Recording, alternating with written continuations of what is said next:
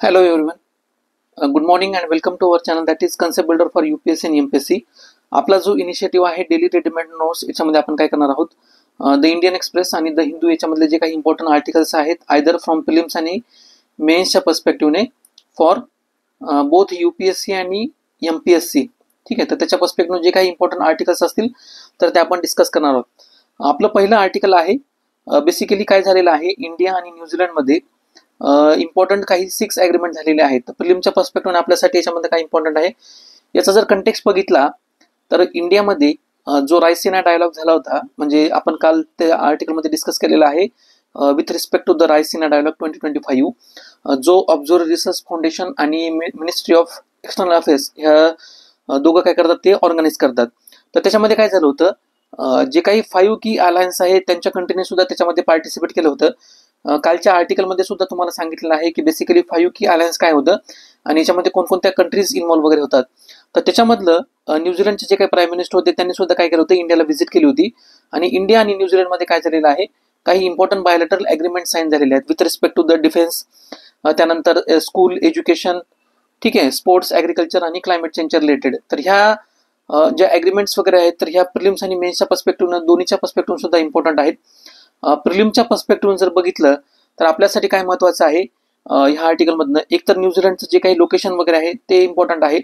तर तुमच्यासाठी होमवर्क असणार आहे आयदर तुमच्याकडे जो काही मॅप आहे ऑक्सफर्डचा किंवा ओरिएंट ब्लॅक स्टोनचा त्याच्यामध्ये न्यूझीलंडचं आणि त्याच्या आजूबाजूला जे काही इम्पॉर्टंट सीज वगैरे आहेत ते बघून घ्यायचे. अशा प्रकारचा जर रिलेटिव्ह स्टडी जर केला ना तर ऑटोमॅटिकली काय होतं माहिती आहे का तुमचं जे काही मेमरायझेशन आहे किंवा कनेक्टिव्हिटी आहे ना तर ती ऑटोमॅटिकली वाढते. म्हणजे इंडियन ओशनमध्ये न्यूझीलंडचं जे काही पोझिशन आहे तर ती बघून घ्यायची, ठीक आहे. आणि ऑस्ट्रेलिया आणि न्यूझीलंड याच्यामध्ये जे काही इम्पॉर्टंट सीज वगैरे आहेत ते सुद्धा त्या ठिकाणी बघून घ्यायचे आहेत. त्यानंतर प्रिलिमच्या पर्स्पेक्टिव्ह याच्यामध्ये इम्पॉर्टंट गोष्ट काय की New Zealand is a part of 5 की अलायन्स, ठीक आहे. जसं मी तुम्हाला काल सांगितलं होतं हा जो इनिशिएटिव्ह आहे 5 की अलायन्स तर हा कधी एस्टॅब्लिश झाला होता आफ्टर वर्ल्ड वॉर 2 एस्टॅब्लिश झाला होता. त्याच्यामध्ये United state, United kingdom, Canada, Australia आणि न्यूझीलंड हे 5 इम्पॉर्टंट कंट्रीज आहेत. ॲग्रीमेंटच्या पर्स्पेक्टिव्ह जर बघितलं ना तर आपल्यासाठी काही इम्पॉर्टंट ॲग्रीमेंट आहेत म्हणजे फॉर एक्झाम्पल काय की डिफेन्स कॉपरेशनच्या पर्स्पेक्टिव्हनं म्हणा किंवा मरीटाईम कॉपरेशनच्या पर्स्पेक्टिव्हनं, त्यानंतर इकॉनॉमीच्या पर्स्पेक्टिव्ह जर बघितलं तर याच्यामध्ये फ्री ट्रेड असोसिएशनच्या रिलेटेड किंवा फ्री ट्रेड ॲग्रीमेंटच्या रिलेटेड इंडिया आणि न्यूझीलंडमध्ये काय होणार आहेत की निगोशिएशन्स होणार आहेत. म्हणजे इंडिया आणि न्यूझीलंडमध्ये सध्या रिसेंटली असं कोणतंही फ्री ट्रेड ॲग्रीमेंट नाहीये.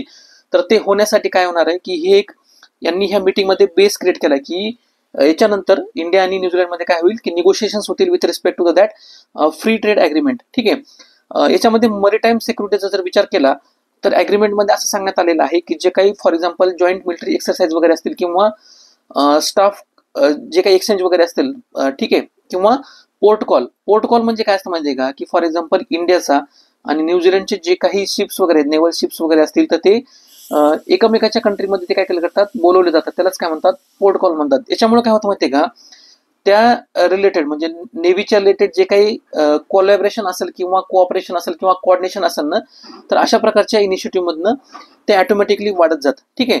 त्यानंतर याच्यामध्ये ॲग्रीमेंटच्या पर्स्पेक्टिव्हनं विचार केला तर जो काही टेररिझमचा आणि खलिस्तानचा इश्यू आहे तो सुद्धा याच्यामध्ये डिस्कस करण्यात आलेला आहे. म्हणजे फॉर एक्झाम्पल इंडियाचा जो काही कन्सर्न्स आहे खूप मोठ्या प्रमाणामध्ये न्यूझीलंडमध्ये जे काही खलिस्तान सेपरेटिस्ट ॲक्टिव्हिस्ट आहेत तर ते त्यांचं रेसिडेन्स न्यूझीलंडमध्ये आहे आणि इंडियाचं फिअर आहे की अशा प्रकारच्या जे काही ॲक्टिव्हिटीज असतात अगेन्स्ट इंडिया तर तिथनं त्यांचा बेस आहे, ठीक आहे. तर न्यूझीलंडला त्यांनी काय केलेलं आहे न्यूझीलंडनी त्यांनी ॲक्टिव्ह सपोर्ट दर्शवला आहे की we will proactively crackdown on terrorism and Khalistan issue, ठीक आहे.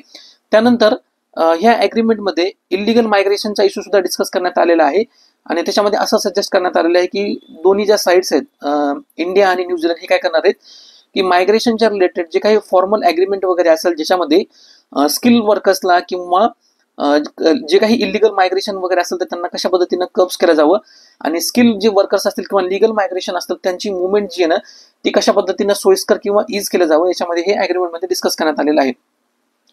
प्रिलिमच्या पर्स्पेक्टिव्ह जर बघितलं तर याच्यामध्ये जे काही इम्पॉर्टंट क्वेश्चन्स आहेत ते आयदर रिसेंट झालेली इंडिया न्यूझीलंड डिफेन्स कॉपरेशन ॲग्रीमेंटवर विचारले जाण्याची शक्यता वगैरे आहे किंवा जसं सांगितलं ह्या आर्टिकलमध्ये आणखी एक पॉईंट सजेस्ट करण्यात आलेला आहे इंडियाचा याच्यामध्ये काय करण्यात आलेलं आहे स्टान्स प्रोव्हाइड करण्यात आलेला, म्हणजे इंडो पॅसिफिक, म्हणजे New Zealand is one of the country in Indo Pacific. त्याच्यामुळे काय करण्यात आलेलं आहे, इंडियाचा जो काही इंडो पॅसिफिकचा व्हिजन आहे, म्हणजे इंडिया काय सजेस्ट करतं, free, open and rule based maritime order, याला काय करतं, इंडिया सपोर्ट करतं.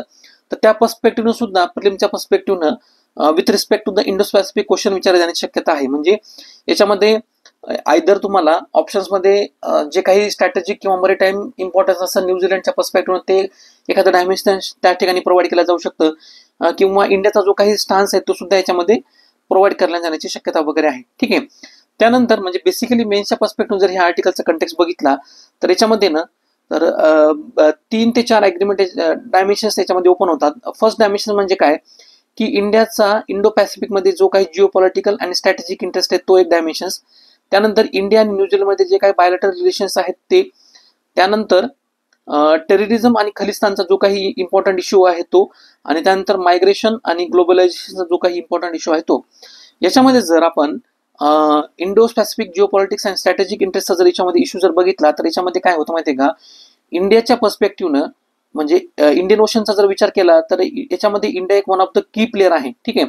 स्वतःचं जर रिजनल आयडेंटिटी किंवा ॲसेट करण्यासाठी किंवा as a regional player asset करण्यासाठी इंडियाला इथं जे आहे ना, सी लेन्स ऑफ कम्युनिकेशन म्हणा किंवा इथलं जे काही पीस आहे ना, तर ते एस्टॅब्लिश करणं आणि इंडियाचा स्वतःचा डॉमिनन्स क्रिएट करणं ह्या ठिकाणी इम्पॉर्टन्स वगैरे आहे. पण दुसऱ्या साईडला काय होतं माहिती आहे का, की चायनाच्या जर ऍक्टिव्हिटी बघितल्या तर त्यांचं बिहेवियर जे आहे ना, म्हणजे इंडियन ओशनमध्ये, तर ते काय करतं, ॲग्रेसिव्ह बिहेवियर आहे. आणि युनिलॅटरली ते काय करतं, स्वतःचे जे काही प्रोजेक्ट्स वगैरे असतील किंवा नेव्हल ऍक्टिव्हिटीज वगैरे असतील, ठीक आहे, तर ते इम्पोज करण्याचा प्रयत्न करतात दुसऱ्या कंट्रीजवर. तर त्यांची जी काही पॉलिसी आहे ना, एक्सपान्शनिझमची पॉलिसी, तर ही इंडियाचं जे काही व्हिजन आहे इंडो पॅसिफिकच्या एकदम टोटली अगेन्स्ट आहे. म्हणजे इंडिया काय सजेस्ट करतं, की फ्री, ओपन आणि रूल बेस्ड मरीटाईम ऑर्डर हे सजेस्ट करतं. त्याच्या विरुद्ध चायना काय करतं माहिती आहे का, त्यांची जी काही पॉलिसी आहे ना, हे इम्प्लिसिटली रेफर्स टू द एक्सपान्शनिझम. म्हणजे ते काय करतं माहिती आहे का, की एक्सपान्शनिझमला आणि युनिलॅटरल जे काही पॉलिसीज वगैरे असतील ना, म्हणजे फक्त याच्यामध्ये चायना सगळे जे काही रूल्स वगैरे असतील तर ते काय करणार, डॉमिनेट्स वगैरे करणार. ठीक आहे. आता हा जो इंडियन ओशन आहे तो कशामुळे इम्पॉर्टन्स आहे, की याच्यामधनं ना खूप मोठ्या प्रमाणामध्ये जो काही ट्रेड वगैरे असेल किंवा important sea lanes of communications असतील किंवा स्ट्रॅटेजिक लोकेशन्स असतील तर हे इम्पॉर्टंट आहेत. आणि त्या पर्स्पेक्टिव्हनं काय आहे, की इंडियाचा जो स्वतःचा डॉमिनन्स वगैरे आहे तो आणि चायनाचं जे काही रिसेंट ॲग्रेसिव्हनेस आहे, तर त्या पर्स्पेक्टिव्हनं New Zealand one of the key player आहे. जर इंडियानं अशा प्रकारच्या ॲग्रीमेंट्स वगैरे असतील, म्हणजे अशा प्रकारच्या ज्या काही इंडियन ओशनमध्ये कंट्रीज वगैरे असतील, तर त्यांच्याबरोबर स्वतःचे जे काही बायोलॅटरल म्हणा, डिफेन्स रिलेटेड म्हणा किंवा सिक्युरिटी रिलेटेड जे काही ॲग्रीमेंट जर इम्प्रूव्ह केले किंवा त्याच्यामध्ये जर काही स्ट्रॅटेजिक जर असं काहीतरी कॉन्क्रीट करण्याचा प्रयत्न केला तर याच्यामध्ये ऑटोमॅटिकली काय होतं माहिती आहे का, इंडियाचा प्रेझेन्स जो आहे तो स्ट्रॉंग होतो.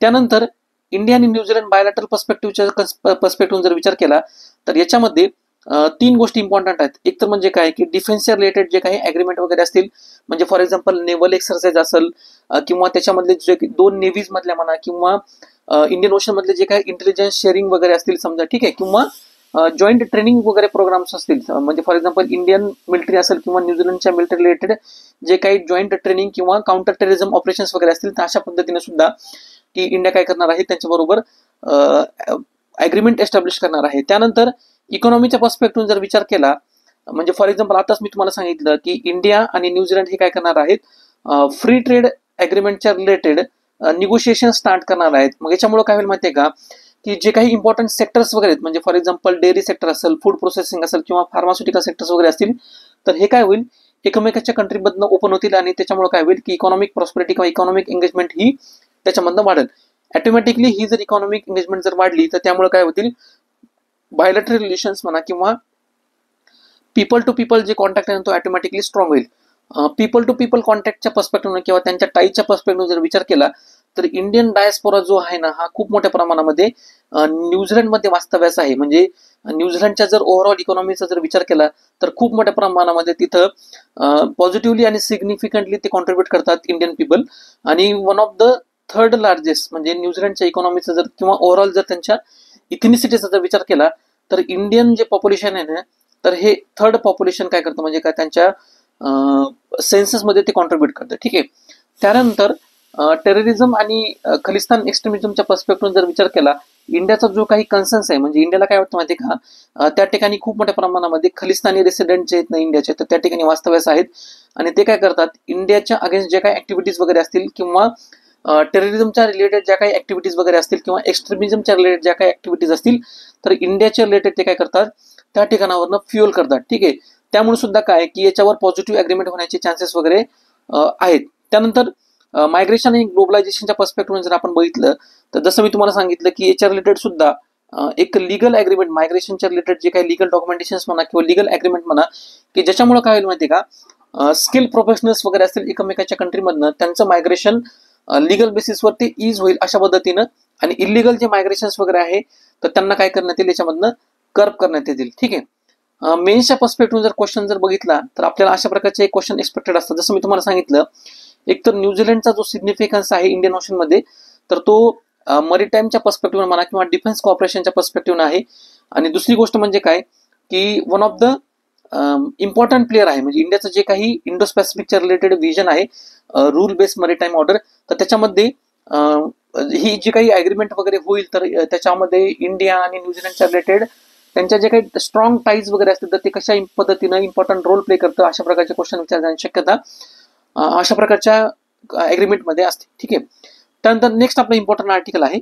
बेसिकली या आर्टिकलचा कंटेक्स्ट काय, जसं मी तुम्हाला सांगितलं होतं की इंडियन एक्सप्रेसचे जे काही अवॉर्ड्स होते गुड गव्हर्नन्सच्या रिलेटेड जे डिस्ट्रिक्ट कलेक्टरला प्रोव्हाइड करण्यात येतात, तर त्याच्यामध्ये आज काय करण्यात आलेलं आहे, जो काही कन्फ्लिक्ट अफेक्टेड एरिया होता मणिपूरमधला, तर त्या ठिकाणी तिथले जे डिस्ट्रिक्ट कलेक्टर होते, कुठला एरिया आहे, काकचिंग नावाचा जो मणिपूरमधला एरिया आहे, तर त्यांनी काय केलं होतं माहिती का, स्किल डेव्हलपमेंटच्या रिलेटेड त्यांनी इम्पॉर्टंट इनिशिएटिव्ह घेतले होते. आणि ह्या इम्पॉर्टंट इनिशिएटिव्ह मधनं काय झालं माहिती का, तिथले जे मेटीज आणि कुकी इथनिक ग्रुप जे आहे ना, तर त्यांच्यामध्ये त्यांना अशा प्रकारच्या इथनिक व्हायलन्समध्ये किंवा डिस्प्लेसमेंटमध्ये कशा पद्धतीनं लाईव्हलीहूडचे ऑप्शन्स त्यांनी प्रोव्हाइड करण्यात आले, तर हे बेसिकली ह्या एक्झाम्पल मधनं त्यांनी सांगितलेलं आहे. ठीक आहे, अशा प्रकारचे जे काही एक्झाम्पल्स वगैरे असतात ना, तर आपण काय करू शकतो, वाईडली त्यांना जो आपला सिलेबस आहे, म्हणजे फॉर एक्झाम्पल GS1 मध्ये सोसायटीचा पार्ट आहे, म्हणजे फॉर एक्झाम्पल ज्या ठिकाणी इथनिक कन्फ्लिक्ट्स वगैरे होतात आणि पॉप्युलेशनचं खूप मोठ्या प्रमाणामध्ये त्या ठिकाणी डिस्प्लेसमेंट वगैरे होतं, तर अशा प्रकारच्या याच्यामध्ये सोशल रिहॅबिलिटेशन म्हणजे स्किल डेव्हलपमेंट त्यांना प्रोव्हाइड करून किंवा त्यांच्या काही ऑपॉर्च्युनिटीज वगैरे असतील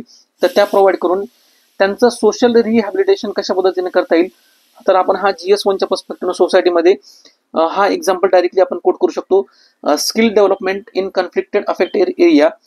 ठीक आहे, तर मणिपूरचं त्या ठिकाणी एक्झाम्पल देऊ शकतो. त्यानंतर GS2 गव्हर्नन्स आणि सोशल जस्टिसच्या पर्स्पेक्टिव्ह जर आपण बघितलं, तर जो काही डिस्ट्रिक्ट ऍडमिनिस्ट्रेशनचा रोल आहे with respect to the relief and rehabilitation, तर त्या पद्धतीने सुद्धा आपण काय करू शकतो की त्यांनी जे प्रोव्हाइड केलेले स्किल डेव्हलपमेंट पॉलिसीज वगैरे आहेत with respect to the vulnerable groups, तर तुम्ही सुद्धा काय करू शकता, अंडर GS2 या इश्यूला कनेक्ट करू शकता.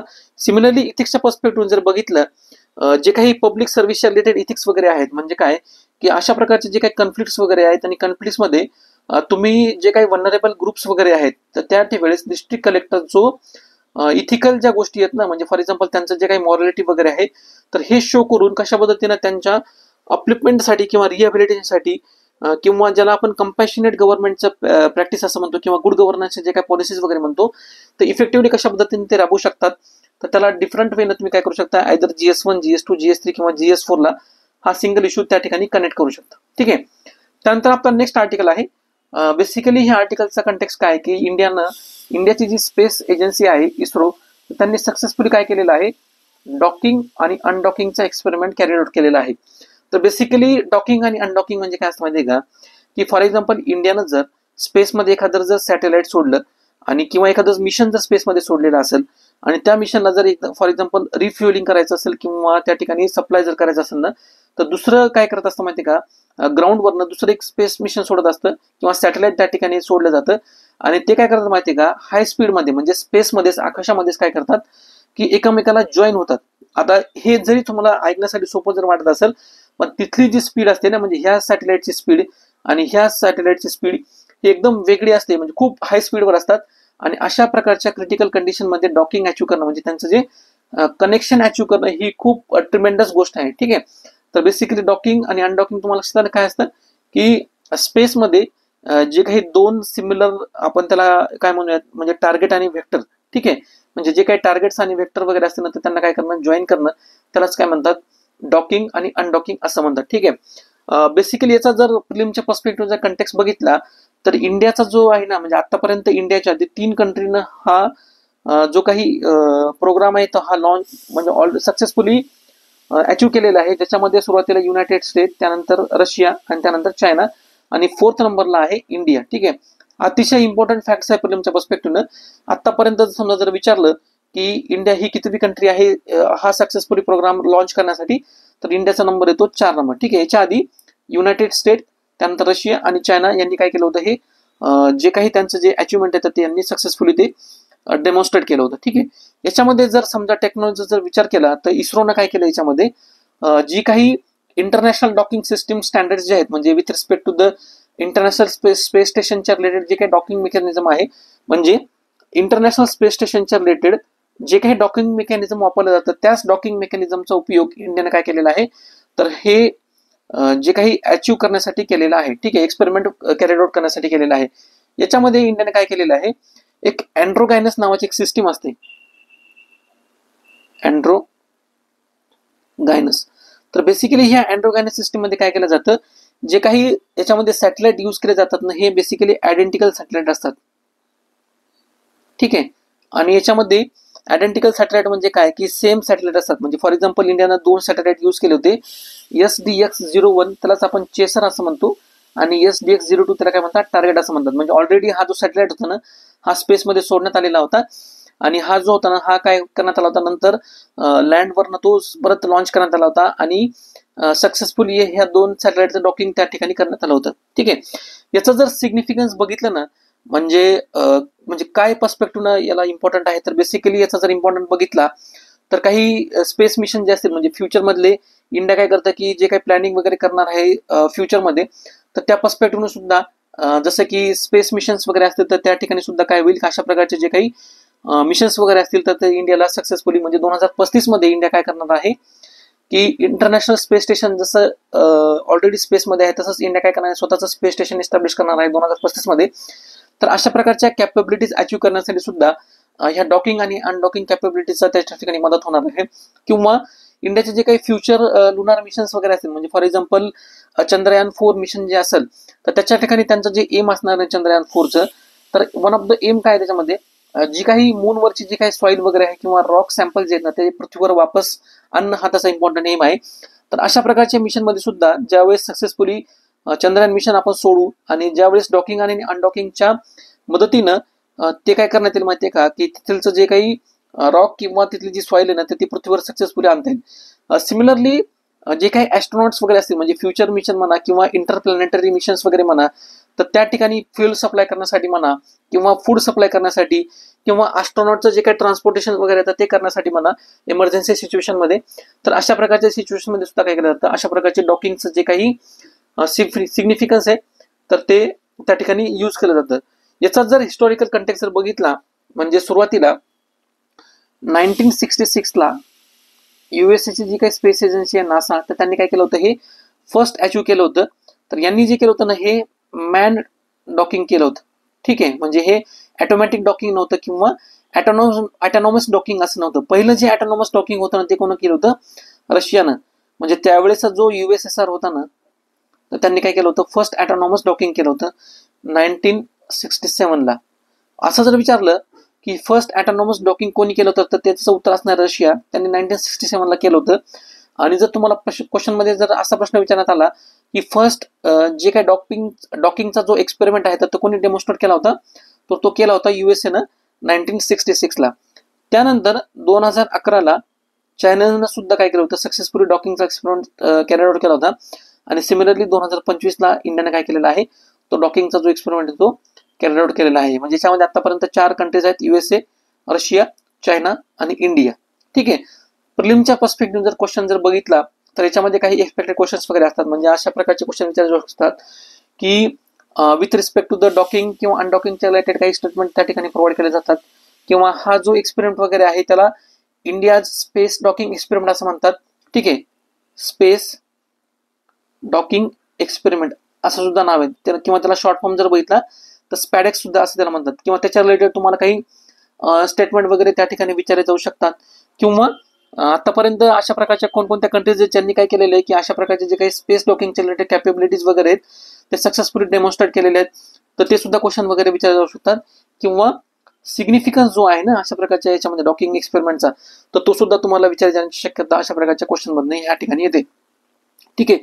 मेन्सच्या पर्स्पेक्टिव्ह जर आपण बघितलं, म्हणजे हे काय आहे की हे सिग्निफिकंट अचिव्हमेंट आहे, त्याच्यामुळं आयदर प्रिलिम्समध्ये किंवा मेन्समध्ये तुम्हाला ह्या डॉकिंग किंवा अनडॉकिंग एक्सपेरिमेंटवर क्वेश्चन येण्याचे चान्सेस जे आहेत ना हे याच्या अशा प्रकारच्या कंटेक्समुळे हे मारतात. मेन्सच्या क्वेश्चनचा जर विचार केला तर what is the significance of India's acquiring space docking and undocking capabilities, अशा प्रकारचे क्वेश्चन्स त्या ठिकाणी विचारले जाऊ शकतात. किंवा अशा प्रकारच्या जो काही डॉकिंग आणि अनडॉकिंग कॅपेबिलिटीचा जो काही एक्सपेरिमेंट आहे किंवा डेमॉन्स्ट्रेशन इंडियाने जे करून दाखवलेलं आहे, तर त्याचा इम्पॅक्ट इंडियाचे जे काही फ्युचर स्पेस मिशन्स वगैरे असतील तर त्याच्यावर कशा पद्धतीने होतो, तर अशा प्रकारचे क्वेश्चन सुद्धा विचारण्याची शक्यता आहे. एसेच्या पर्स्पेक्टिव्ह जर बघितलं ना तर या ठिकाणी आपण काय करू शकतो माहिती आहे का, दोन प्रकारच्या जे थीम्स आहेत, म्हणजे फॉर एक्झाम्पल काय की इंडियानं जे हे सिग्निफिकंट जे काही अचिव्हमेंट्स आहेत ते कशा पद्धतीने अचीव्ह केलेले आहे. म्हणजे सुरुवातीला 1990चा जर विचार केला तर इंडियाकडे ज्या काही टेक्नॉलॉजीज होत्या ना तर ह्या खूप कमी प्रमाणामध्ये टेक्नॉलॉजी होत्या. म्हणजे आपला जो डिपेंडन्स होता ना तो हो बाहेरच्या कंट्रीजवर होता, म्हणजे फॉर एक्झाम्पल रशिया म्हणा किंवा USA म्हणा. म्हणजे टेक्नॉलॉजी डिनाइड पासून टेक्नॉलॉजिकल ऍडव्हान्समेंट कशा पद्धतीने झालं, तर अशा प्रकारच्या तुम्ही केस स्टडीज मध्ये म्हणा किंवा डायमेन्शन्स मध्ये सुद्धा इंडियाचा जो काही स्पेस मिशनचा रोड मॅप आहे किंवा डॉकिंग आणि अनडॉकिंगचे जे काही कॅपेबिलिटीज वगैरे आहेत from Chandrayaan to self sustaining space station, तर त्या ठिकाणी सुद्धा हे इंडियाचं डॉकिंग आणि अनडॉकिंग एक्सपेरिमेंट कॅपेबिलिटीचं एक्झाम्पल त्या ठिकाणी प्रोव्हाइड करू शकता. किंवा जसं की फॉर एक्झाम्पल सुरुवातीला इंडिया काय करायचं की सॅटेलाइट लॉन्च करायचं. सॅटेलाइट लॉन्च करण्यास सुद्धा काय करायचं माहिती का की दुसऱ्या कंट्रीजवरनं जे काही स्पेस स्टेशन्स वगैरे असतील तर त्या स्पेस स्टेशनवरनं लॉन्च करायचं. त्यानंतर इंडियाने काय केलं की स्वतःच्या कॅपेबिलिटीज वगैरे डेव्हलप केल्या, त्यानंतर क्रायोजेनिक इंजिन सुद्धा डेव्हलप वगैरे केलं, त्यानंतर डिफरंट लॉन्च पॅड सुद्धा डेव्हलप केले आणि डिफरंट कॅपॅसिटीचे सुद्धा लॉन्च पॅड डेव्हलप केले. म्हणजे फॉर एक्झाम्पल सुरुवातीला 500 kg पर्यंत ते स्पेसमध्ये जे काही सॅटेलाइट्स वगैरे तर ते सोडायचे. त्याच्यानंतर आता जे आहे 3 ते 4 टनापर्यंत अशा प्रकारचे जे काही कॅपेबिलिटीचे जे काही स्पेस सॅटेलाइट्स आहेत ते सुद्धा आतापर्यंत सोडतात. आणि त्यानंतर हे डॉकिंग आणि अनडॉकिंगचा एक्सपेरिमेंट, म्हणजे इंडियानं जे काही हे स्टेप बाय स्टेप अचीव्ह केलेलं आहे ना, तर अशा पद्धतीने सुद्धा तुम्ही काय करू शकता, एसएच्या पर्स्पेक्टिव्ह त्या ठिकाणी डायमेन्शन्स प्रोव्हाइड करू शकता. A small steps for satellite, a giant leap for India space ambitions. तर अशा प्रकारच्या डायमेन्शन्स मध्ये तुम्ही अंडर द हेडिंग इंडियाचं जे काही अम्बिशन्स वगैरे आहेत त्या ठिकाणी तुम्ही प्रोव्हाइड करू शकता. ठीक आहे. त्यानंतर नेक्स्ट आपला आर्टिकल आहे, बेसिकली हे जे नंतरचे 2 आर्टिकल्स आहेत ना with respect to the migration trend आणि इंडिया आणि तालिबानच्या रिलेटेड, तर हे आपण द हिंदू मधनं कव्हर केलेले आहेत. हा जो इम्पॉर्टंट आर्टिकल आहे हे इम्पॉर्टंट आर्टिकल शशी थरूर यांनी लिहिलेलं आहे.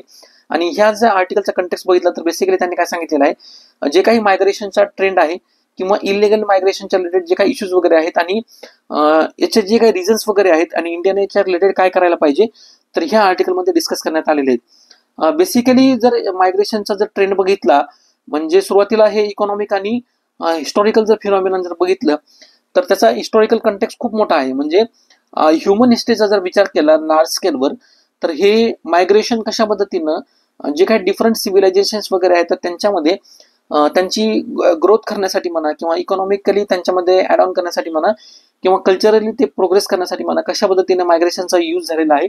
म्हणजे फॉर एक्झाम्पल या ठिकाणी इंडस व्हॅली सिव्हिलायझेशन जर विचार केला तर जे काही रोमन मायग्रेशन्स वगैरे होतं किंवा आर्यनचं जे काही मायग्रेशन्स होतं ते कशा पद्धतीने कारणीभूत ठरलेलं आहे पॉझिटिव्हली आणि निगेटिव्हली, तर हे हिस्टॉरिकल कंटेक्स्टमध्ये सांगितलेलं आहे.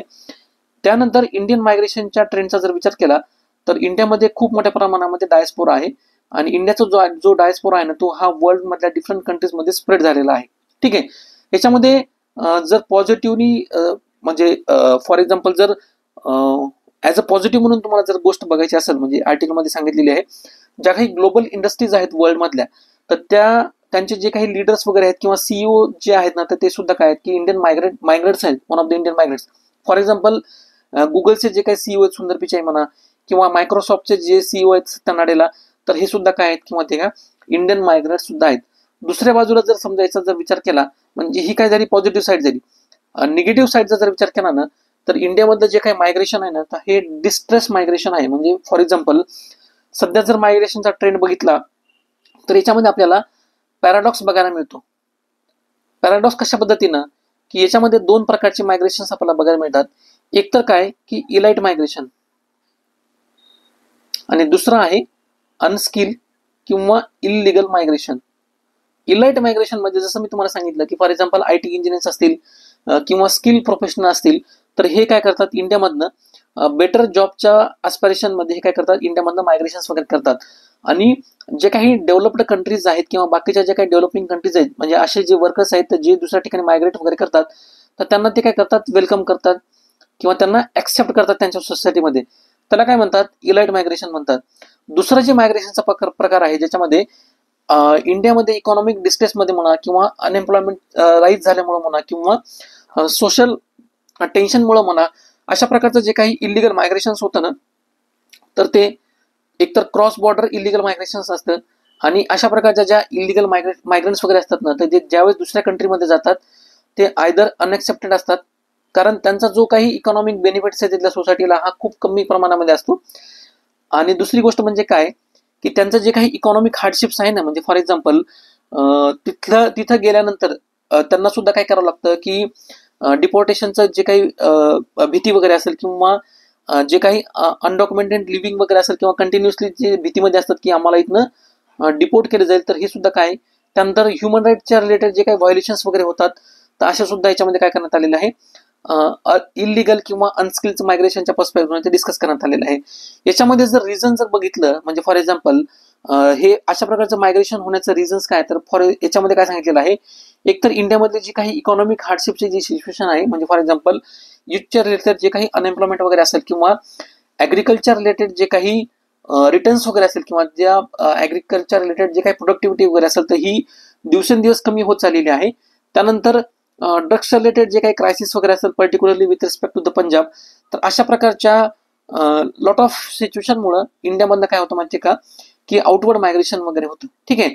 त्यानंतर म्हणजे मायग्रेशनच्या ट्रेंडचा जर विचार केला किंवा जो काही नेचर आहे अशा प्रकारच्या मायग्रेशनचं इलिगल मायग्रेशनचं, त्याचा जर विचार केला, सुरुवातीला काय व्हायचं माहिती आहे का की फक्त जे काही यंग पॉप्युलेशन असेल किंवा यंग युथ वगैरे असतील किंवा सिंगल मेन जे असतील ना, तर तेच काय करायचे अशा प्रकारच्या मायग्रेशनमध्ये ते पार्टिसिपेट करायचे. आणि आता जर समजा मायग्रेशनचा ट्रेंड बघितला, तर एंटायर मिडल क्लास ज्या काही फॅमिलीज वगैरे आहेत ना, तर ते काय करतात अशा प्रकारचे मायग्रेशन्स हे काय करतात कॅरीड आउट करतात. ठीक आहे, म्हणजे हे एक ट्रेंड आपल्या लक्षात आला.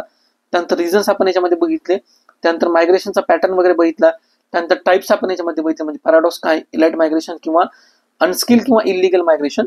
तर अशा प्रकारचे जे काही सिच्युएशन आहेत ना, तर इंडियाला ते अवॉइड जर करायचे असतील, तर त्यांनी काय केलेलं आहे या आर्टिकलमध्ये काही इम्पॉर्टंट स्ट्रॅटेजीज प्रोव्हाइड केलेल्या आहेत. म्हणजे फॉर एक्झाम्पल इन्फ्रास्ट्रक्चर वगैरे असेल किंवा एज्युकेशन असेल किंवा एंटरप्रिनरशिपच्या रिलेटेड जे काही ऑपॉर्च्युनिटीज वगैरे असतील, तर त्यांना ते प्रोव्हाइड वगैरे करणं. त्यानंतर स्किल्स त्यांना प्रोव्हाइड करणं किंवा जे काही ग्लोबल एंगेजमेंट वगैरे आहे, म्हणजे इंडियामधनं जे काही स्किल मायग्रंट्स वगैरे आहेत, तर त्यांना ज्यावेळेस ते रिटर्न्स वगैरे येतात, तर त्यांना सुद्धा काय करतं प्रोव्हाइड करणं ऍज अ मायग्रंट किंवा त्यांना ऍज अ फेल्युअर म्हणून न बघता त्यांच्याकडे ऑपॉर्च्युनिटी म्हणून बघणं आणि त्यांना सुद्धा काय प्रोव्हाइड करणं, जे काही स्किल्स वगैरे असतील किंवा एम्प्लॉयमेंटच्या रिलेटेड ऑपॉर्च्युनिटीज प्रोव्हाइड करणं. तर हे आर्टिकलमध्ये बेसिकली सांगितलेलं आहे. ठीक आहे. तर इथे काय करण्यात आलेलं आहे, तुम्हाला एकतर वे फॉरवर्ड प्रोव्हाइड करण्यात आलेलं आहे आणि ज्या काही केस स्टडीज आहेत, म्हणजे फॉर एक्झाम्पल गुजरातमधनं कशा प्रकारे हायेस्ट मायग्रेशनचं प्रमाण आपल्याला बघायला मिळतं आणि ज्या काही अनसेरेमोनियस डिपोर्टेशन्स वगैरे आहेत, म्हणजे वर्ल्ड मधले जे काही आता रिसेंटली झालेलं आहे ते कशा पद्धतीनं डिपोर्टेशन करण्यात आलं, तर ते सुद्धा या ठिकाणी एक्झाम्पल वगैरे प्रोव्हाइड करण्यात आलेले आहेत. मेन्सच्या पर्स्पेक्टिव्हने समजा जर क्वेश्चन वगैरे बघितले, जसं मी तुम्हाला सांगितलं, स्टेटमेंट बेस्ड क्वेश्चन विचारण्याचे जे काही चान्सेस वगैरे आहेत किंवा ज्याची प्रोबॅबिलिटी वगैरे आहे ना, तर ही मेन्सच्या एक्झामिनेशन मध्ये वाढतीये. तर आपण काय करूया की अशा प्रकारचे जे काही स्टेटमेंट वगैरे आहेत या आर्टिकल मधनं, for example migration is a both an opportunity and a challenges for India, discuss in context of skill and distress migration किंवा मायग्रंट्स. ठीक आहे, म्हणजे मायग्रेशनचा हा जो इश्यू आहे ना, तर एक तर हे चॅलेंजेस आहे आणि अपॉर्च्युनिटी सुद्धा आहे, म्हणजे बोथ इंडियासाठी सुद्धा आणि बाकीच्या कंट्रीसाठी सुद्धा. तर अशा प्रकारचे जे काही स्टेटमेंट आहेत तर ते डिस्कस करा with respect to the skill आणि डिस्ट्रेस मायग्रेशन. जसं मी तुम्हाला सांगितलं की दोन टाईपचे जे काही मायग्रेशन असतात, तर त्या ठिकाणी तुम्ही काय करू शकता. आणि इथलचा जो काही डेटा प्रोव्हाइड करण्यात आलेला आहे गुजरात मधला म्हणा किंवा पंजाब मधला म्हणा, तर ते खूप मोठ्या प्रमाणामध्ये कशा पद्धतीनं ते डिस्ट्रेस मायग्रेशन होतं, तर आन्सर रायटिंग मध्ये तुम्ही अशा प्रकारच्या डेटाचा वगैरे यूज करू शकता. त्यानंतर नेक्स्ट जर क्वेश्चन आपण याच्यामध्ये बघितला, statement wise question, migration should be a choice not a necessity. म्हणजे जसं मी तुम्हाला सांगितलं, दोन प्रकारचे जे काही मायग्रेशन्स वगैरे असतात, ज्याच्यामध्ये स्किल मायग्रेशन असतं म्हणजे, आणि दुसरं असतं इलिगल मायग्रेशन्स. तर मायग्रेशन हे जे आहे ना, तर हे चॉईस असलं पाहिजे. म्हणजे काय, हे स्किल मायग्रेशन असलं पाहिजे, नॉट अ नेसेसिटी. म्हणजे काय, इलिगल किंवा अनस्किल मायग्रेशन हे नसायला पाहिजे. In light of this statement, analyse the need for economic and social reforms in India to reduce the distress migration. म्हणजे हा जो मायग्रेशनचा ट्रेंड आहे ना, तर हा कमी करण्यासाठी आणि हा ट्रेंड वाढवण्यासाठी, ठीक आहे, तर इंडियानं कोणकोणत्या प्रकारच्या स्टेप्स समजा घेण्याची गरज आहे, तर हे सुद्धा आपल्याला अशा प्रकारच्या क्वेश्चन विचारले जाण्याची शक्यता वगैरे आहे. त्यानंतर आपला नेक्स्ट इम्पॉर्टंट आर्टिकल आहे, बेसिकली इंडिया आणि तालिबानच्या रिलेटेड जे काही डिप्लोमॅटिक एंगेजमेंट वगैरे आहे, आणि कशा पद्धतीने समजा अफगाणिस्तानमध्ये तालिबान पॉवरमध्ये आल्यानंतर जे काही डिप्लोमॅटिक पॅराडाईम शिफ्ट त्या ठिकाणी बघण्यात आलेली आहे, तर ह्या आर्टिकलमध्ये डिस्कस करण्यात आलेलं आहे. मेन जर आपण आर्टिकलचा ओव्हरऑल जर कंटेक्स्ट बघितला, तर इंडियाचं जे काही इव्हॉल्विंग रिलेशनशिप आहे with respect to the Taliban, म्हणजे जसं तुम्हाला सांगितलं, अफगाणिस्तानमध्ये सिच्युएशन चेंज झाल्यानंतर आणि तालिबान पॉवरमध्ये आल्यानंतर इंडियाचं जे काही डिप्लोमॅटिक एंगेजमेंट आहे तर ते कशा पद्धतीने इव्हॉल्व्ह झालेलं आहे ते. त्यानंतर दुसरा इम्पॉर्टंट याच्यामध्ये डायमेन्शन्स काय, की तालिबानचं किंवा अफगाणिस्तानचं भारताला स्ट्रॅटेजिक सिग्निफिकन्स काय आहे ते. आणि तिसरी गोष्ट म्हणजे काय, की अशा प्रकारच्या सिच्युएशनमध्ये, म्हणजे तालिबान अफगाणिस्तानमध्ये जी काही सिच्युएशन आहे तर ती स्टेबल सिच्युएशन नाहीये. तर अशा प्रकारच्या सिच्युएशनमध्ये जर इंडियानं त्यांच्याबरोबर डिप्लोमॅटिक टाईज जर स्ट्रॉंग बनवण्याचा प्रयत्न केला, तर त्याच्या रिलेटेड कोणकोणत्या रिस्क असोसिएटेड आहेत, तर हे सुद्धा काय करण्यात आलेलं आहे, आर्टिकलमध्ये डिस्कस करण्यात आलेलं आहे. पहिलं जर डायमेन्शन बघितलं, जसं मी तुम्हाला सांगितलं, इंडियाचा जो काही पॉलिसीचा शिफ्ट आहे, म्हणजे फॉर एक्झाम्पल अफगाणिस्तानमध्ये तालिबान पॉवरमध्ये आल्यानंतर इंडियानं सुरुवातीला काय केलं, 2022 मध्ये इंडियाची जी काही एम्बसी होती काबूलमध्ये ती रिओपन केली, ठीक आहे. त्यानंतर रिसेंटली जे काही डिप्लोमॅटिक टॉक्स झालेले आहेत, म्हणजे फॉर एक्झाम्पल दुबईला इंडियन आणि तालिबान ऑफिशियल्स मधले जे काही हाय लेवल टॉक्स त्या ठिकाणी प्रोव्हाइड करण्यात आले for with respect to the normalizing ties in between India and Afghanistan, तर त्या पर्स्पेक्टिव्हने सुद्धा. आणि सिमिलरली रिसेंटली इंडिया काय करते माहितीये का, की तालिबानला त्यांचं जे काही ऑफिस वगैरे किंवा त्यांचे जे काही एनवाईज वगैरे आहेत, तर ते इंडियामध्ये ओपन करण्यासाठी त्यांना परमिशन्स प्रोव्हाइड करते. म्हणजे काय, की नॉर्मलायझेशन झाल्यानंतर, म्हणजे फॉर एक्झाम्पल जे काही क्रायसिस सिच्युएशन मध्ये आपल्याला अफगाणिस्तानमध्ये बघायला मिळत होतं, तर त्याच्यानंतर कशा प्रकारे नॉर्मलायझेशन झाले, तर हे आपण वेगवेगळ्या सिच्युएशन मधनं काय किंवा इव्हेंट्स मधनं ते बघितलेलं आहे. तालिबानचा जर किंवा आपण जर अफगाणिस्तानचा जर सिग्निफिकन्स बघितला, स्ट्रॅटेजिक सिग्निफिकन्स, तर बेसिकली ते काय करतं माहितीये का, एकतर चायनाच्या ज्या काही ऍक्टिव्हिटीज वगैरे आहेत अशा प्रकारच्या क्रायसिस सिच्युएशन मध्ये चायना काय करतं माहितीये का, अग्रेसिव्हली त्या ठिकाणी त्या सिच्युएशन एक्सप्लोर करण्याचा प्रयत्न करतं. तर ते सुद्धा काय, की चायनाचा डॉमिनन्स कमी करण्यासाठी इंडियाचा त्या ठिकाणी रोल इम्पॉर्टंट आहे. दुसरी इम्पॉर्टंट गोष्ट म्हणजे काय, की जो पाकिस्तानचा रोल त्या ठिकाणी वाढतोय, किंवा जे काही क्रायसिस सिच्युएशन आहे, म्हणजे फॉर एक्झाम्पल आयसिस वगैरे असेल किंवा तेहराके तालिबान वगैरे किंवा पाकिस्तान असेल किंवा जैश ए फुरसन वगैरे असतील, म्हणजे अशा प्रकारचे जे काही मिलिटरी संघटना वगैरे असतील, तर त्या इनस्टेबल सिच्युएशनचा कशा पद्धतीने फायदा वगैरे घेऊ शकतात आणि त्याचा जो काही सिक्युरिटी इम्पॅक्ट आहे तो लार्जरली इंडियावर कशा पद्धतीने पडू शकतो, तर हे सुद्धा काय करण्यात आलेलं आहे, आर्टिकलमध्ये डिस्कस करण्यात आलेलं आहे. म्हणजे इंडियाचा जो काही रिजनल लिडरचा जो रोल आहे, अशा प्रकारच्या क्रायसिस सिच्युएशन मध्ये जे काही पॉझिटिव्हली इंडिया कशा पद्धतीने ह्युमॅनिटेरियन सपोर्ट करतं आणि तिथल्या इकॉनॉमिक डेव्हलपमेंटसाठी कसं प्राधान्य वगैरे देतं, तर हे सुद्धा ह्या आर्टिकलमध्ये मेन्शन करण्यात आलेलं आहे. याचं जर इम्प्लिकेशन जर बघितलं, म्हणजे अफगाणिस्तानमधली जी काही क्रायसिस सिच्युएशन आहे आणि त्यामध्ये जर इंडियानं इफेक्टिव्हली जर एंगेजमेंट, समजा तिथल्या जे काही रेजिम आहे तालिबान त्याच्याबरोबर जर इफेक्टिव्हली एंगेज झाली नाही, तर त्याचा निगेटिव्ह इम्प्लिकेशन्स कशा पद्धतीने होऊ शकतो. म्हणजे युनायटेड नेशनचा जर रिपोर्ट जर बघितला, तर त्यांचं काय म्हणणं आहे, की अशा प्रकारच्या क्रायसिस सिच्युएशन मधलं जे काही लोन वुल्फ अटॅक्स आहेत, ठीक आहे, तर ते वाढण्याची शक्यता आहे आणि India one of the threat असू शकतं त्याच्यामध्ये, ठीक आहे. किंवा जे काही त्यानंतर पाकिस्तानचा जो काही इंटरफरन्स आहे तालिबानमध्ये, म्हणजे फॉर एक्झाम्पल इंडिया सुद्धा काय करू शकतं, ऍक्टिव्हली त्या ठिकाणी एंगेजमेंट करून तालिबानमध्ये किंवा अफगाणिस्तानमध्ये पाकिस्तानचा जो काही रोल आहे, जो काय करतो माहितीये का, की त्या ठिकाणची सिच्युएशन आहे तो एक्सप्लॉइट करण्याचा प्रयत्न करतो आणि त्यांना त्या सोसायटीला म्हणा किंवा तिथल्या किंवा नेशन्सला म्हणा डिस्टॅबिलाइज करून त्याचा उपयोग जो आहे ना तो हा इंडियाच्या अगेन्स्ट कशा पद्धतीने करू शकतो, तर हे सुद्धा टाळण्यासाठी इंडिया काय करू शकतो माहिती आहे का, की अशा प्रकारच्या सिच्युएशन मध्ये त्यांच्याबरोबर ऍक्टिव्हली एंगेज होऊ शकतं. ठीक आहे.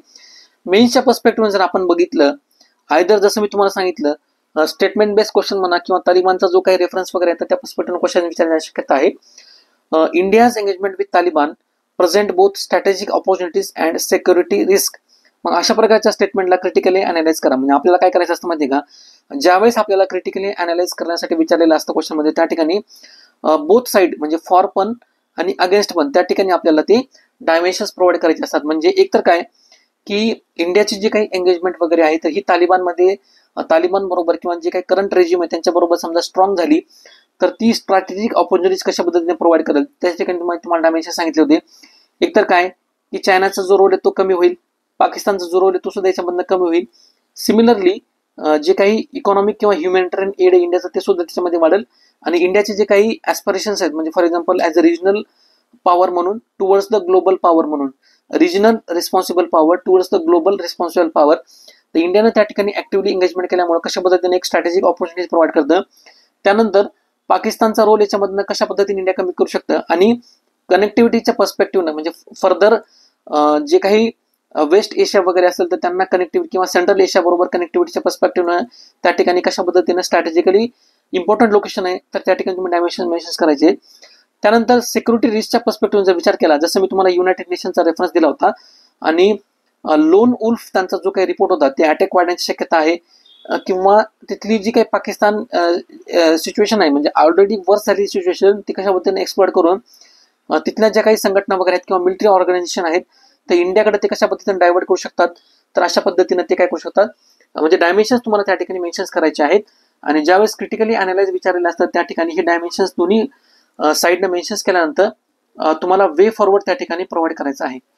मेन्सच्या पर्स्पेक्टिव्ह म्हणजे एशियाच्या पर्स्पेक्टिव्ह जर आपण डायमेन्शन्स बघितले, ज्यावेळेस आपण इंटरनॅशनलच्या पर्स्पेक्टिव्ह डायमेन्शन्स त्या ठिकाणी मेन्शन्स करतो तर एक तर तुम्ही काय करू शकता त्या ठिकाणी म्हणजे इंडियाचा जो काही डायलेमा आहे म्हणजे फॉर एक्झाम्पल तालिबान मधली जर सिच्युएशन आपण जर ओव्हरऑल सिच्युएशन बघितली तर त्या ठिकाणी डिप्लोमॅसी आणि सिक्युरिटी ह्या दोन्ही समजा बाजू आपल्याला बॅलन्स त्या ठिकाणी करायच्या आहेत. म्हणजे अशा प्रकारच्या सिच्युएशन मध्ये इंडियाची जी काही डिप्लोमॅसी आहे आणि तिथले जे काही सिक्युरिटी चॅलेंजेस वगैरे आहेत तर इंडिया कशा पद्धतीने हे बॅलन्स करतं किंवा हा जो डायलेमा आहे तालिबान बरोबर एंगेज करण्याचा इफेक्टिव्हली कशा पद्धतीने बॅलन्स केलेला आहे, तर तुम्ही काय करू शकता ह्या ठिकाणी जे तुम्हाला एक्झाम्पल्स प्रोव्हाइड केलेले आहेत आयदर पॉझिटिव्ह एक्झाम्पल्स म्हणा किंवा निगेटिव्ह एक्झाम्पल्स म्हणा, म्हणजे चायनाचे एक्झाम्पल्स तुम्ही निगेटिव्ह मध्ये त्या ठिकाणी प्रोव्हाइड करू शकता आणि इंडियाचे जे एक्झाम्पल्स तुम्ही काय करू शकता पॉझिटिव्हली त्या ठिकाणी प्रोव्हाइड करू शकता. सिमिलरली इथिक्सच्या पर्स्पेक्टिव्ह समजा इथिकल डायमेन्शन्स तुम्हाला त्या ठिकाणी जर मेन्शन्स करायचं असेल म्हणजे फॉर एक्झाम्पल एका साईडला टेररिझम आणि दुसऱ्या साईडला डिप्लोमॅसी हा सुद्धा इम्पॉर्टंट जो काही बॅलन्सिंगचा रोल आहे इंडियाने इफेक्टिव्हली कशा पद्धतीने कॅरी आउट केलेला आहे, तर तुम्ही याच्यामधले जे काही एक्झाम्पल्स किंवा केस स्टडी प्रोव्हाइड केला तर त्या इफेक्टिव्हली त्या ठिकाणी यूज करू शकता आन्सर रायटिंगमध्ये. इथे आपला आर्टिकल संपलेला आहे. थोडंसं लेंदी आर्टिकल झालेलं आहे कारण हे जे काही डायमेन्शन्स होते ना हे इफेक्टिव्हली आणि तेवढं एलॅबोरेटली समजणं गरजेचं आहे. तुम्हाला जर आपलं हे आर्टिकल आवडलं असेल तर आपल्या चॅनलला नक्की शेअर करा, तुमच्या फ्रेंड्स बरोबर शेअर करा, चॅनलला सबस्क्राईब करायला विसरू नका. आर्टिकलची PDF तुम्हाला आपलं जे टेलिग्राम चॅनल आहे त्या टेलिग्राम चॅनलवर अवेलेबल होईल. टेलिग्राम चॅनलची लिंक मी तुम्हाला डिस्क्रिप्शन बॉक्समध्ये प्रोव्हाइड करेल. आपल्या टेलिग्राम चॅनल सुद्धा नक्की जॉईन करा आणि त्या ठिकाणी जे काही नवीन इनिशिएटिव्ह आहेत तर त्यांचा सुद्धा लाभ घ्या. Thank you so much.